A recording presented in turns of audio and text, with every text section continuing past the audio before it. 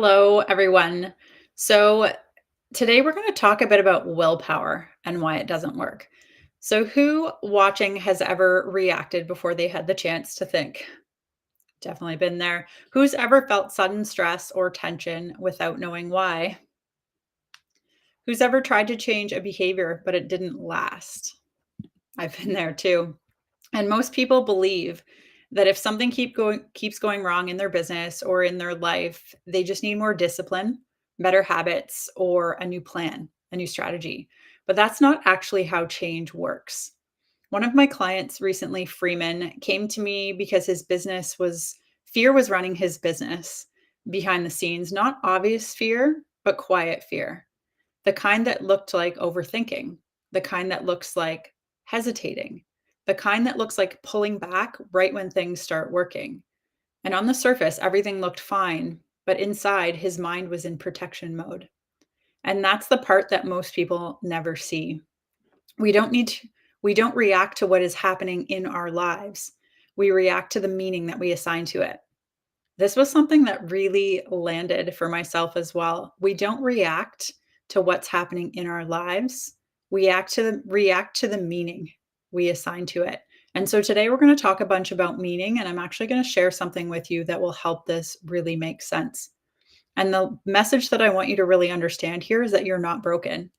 It's because your brain is doing what it learned to do a long time ago. All right.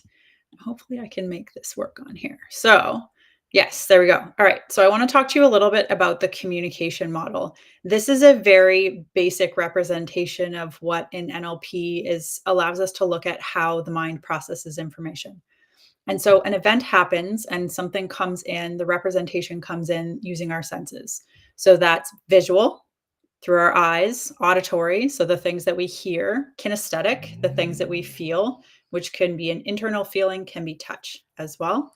And then there's also gustatory, which is taste, and olfactory, which is through your nose. So the senses bring the information in, but then our mind has to figure out what to do with it, our unconscious mind. And the interesting, unique part here that we often don't even consider is that as humans, we come in contact with like billions of bits of information at any one given time. And our mind can only process around 7 at a time. So, what does it do with all the rest of this information? How does it make it digestible for us to take on? And that's where these three words in the middle of this diagram here, delete, generalize, and distort, is how we filter information and create meaning to it. And so this is where I said meaning is the important part that we often don't even consider. There are other factors when it comes to the communication model, things like values, things like beliefs, but this is a very basic way of looking at it that makes sense to many people. So we react based on the meaning that we assign to things. So your brain receives, yes, billions of bits of information. It can only process a tiny fraction, so it uses these filters. Deletion, your mind ignores most of what it sees around you. Distortion, your mind shifts the details to make it fit your expectations. And then generalization, your mind takes one experience and applies it everywhere.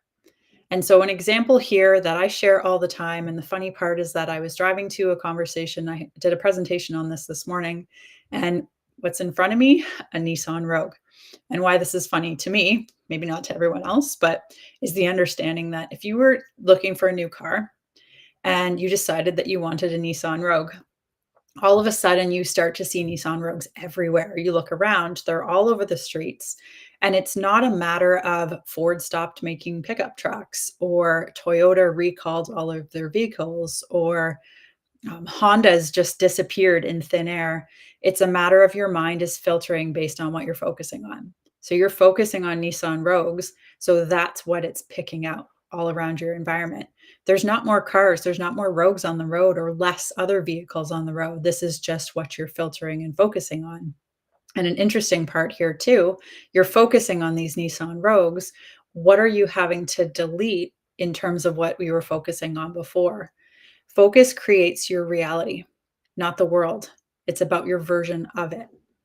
So We're going to do a little experiment, or I'm going to take you through an experience. What I did in the presentation that I did this morning, I had live people in front of me, which made it easier to present. So I asked them to physically do this, but I'm going to set up this experience for you in real time. Imagine looking around you. Imagine looking around the room around you and looking for all the things that were brown. And so I'll give you 5 seconds. 5, 4, 3, 2, 1. Now close your eyes.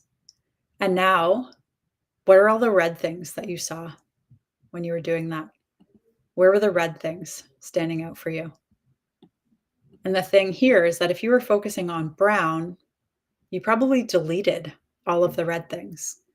You may have distorted some of the brown things, maybe tan, maybe gray. Your mind said, yeah, that could be brown. So we focused on that. And then the generalization, you take that one experience and you apply it everywhere. This means something important. You're not reacting to reality. You're reacting to the version of reality that your mind constructs. If you ever bought a new car, I already shared this example, and you suddenly see them everywhere, that's deletion and focus in action. The cars were always there. Your awareness simply wasn't in the past. And this is where the deeper truth comes in. Your fears, expectations, and past experiences decide what you notice. Your mind does not show you what is true, it shows you what is familiar and what you're focusing on. So you walked into this room, you saw the brown things, you started to try and recognize red things, and you recognize that those are gone. That things that you labeled as brown, looking at them now, might not have actually been brown. You may have labeled gray as brown. You may have stretched reality to prove you right, and that's distortion. And it's not just how we sort colors, this is how beliefs are formed. Something happens once, and a meaning gets attached to it. Your brain filters everything else to match that meaning. This is why willpower almost never works, because willpower creates behavior. So when someone's trying to do something different, they don't consider, sorry, not willpower, meaning creates behavior.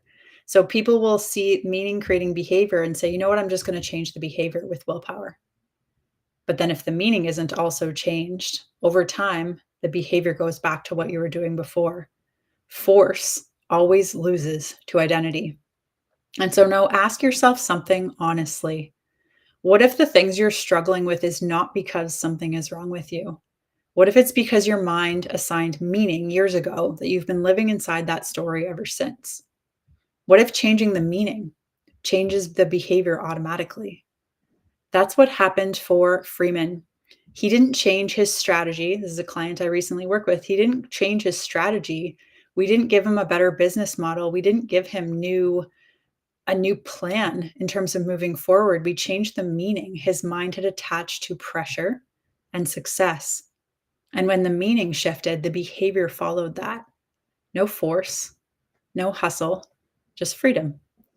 And if you've been telling yourself that you should be better by now, if you feel capable but stuck, if you find yourself pulling back when things matter, it's not a motivation problem. It's a meaning problem. This is where I help people. This is the work that I do using NLP, hypnosis, and mindset reprogramming work. This is something that you can step into as well and realize that it's really not that hard when you change the way you look at things.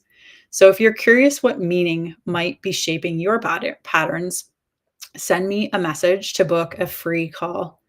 You don't need a better personality. You need better instructions for your mind. Hopefully you found this valuable. This is something that was hugely impactful for me as well when it came to my own health journey, is that for a long time, I had placed all of these crazy meanings on what health, what MS, what all of the issues I was dealing with, why they were there, why I needed to continue them, how they were serving me. And when we started changing that, things start to change. This could be health, this could be relationships, this could be business.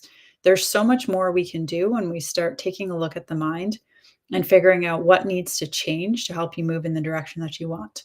So if this piqued your curiosity at all, if you'd like to explore what are the meanings that are causing the behaviors that are keeping you from moving forward in your journey, whatever that is, send me a DM. Let's do a free discovery call or free screening, and figure out what's going on with you and what you need to move forward.